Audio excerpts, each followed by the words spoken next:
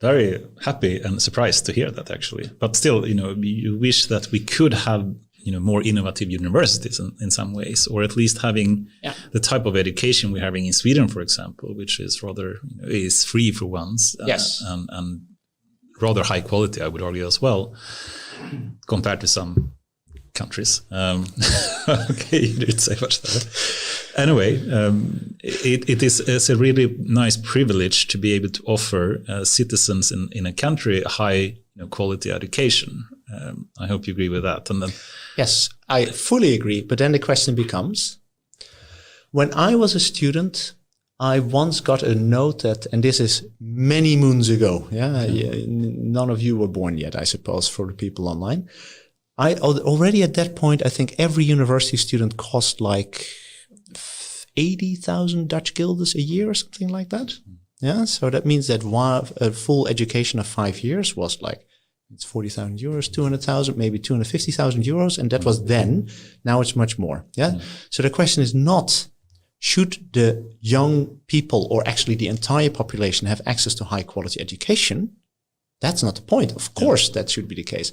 The question is, what is the most cost effective way of creating and giving people that education?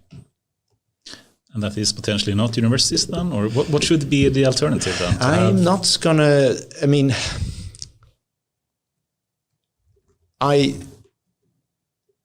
do not really have good ideas there, but if I go back to the US, what many people did there is that they took as many course points as they could at local citizen colleges or colleges, and then they could transfer those points to the university, and then they had to spend 1 or 2 years at the university to get the degree. So what the university was then becoming was more of an accreditation institute rather than an education institute. It certifies some quality level. Exactly. So, this is, in the Netherlands, when you get your PhD these days, there is, you have to take the scientific oath, which is a new thing. At least I didn't have to do it when I took my PhD. And one of those things is that as an academic, you have to promise to not make statements about areas that are outside your expertise and claim that they're scientific. Nice. This is outside my area of expertise. I have I have experienced it, but I haven't really researched it. There are people that look into education and other kinds of things.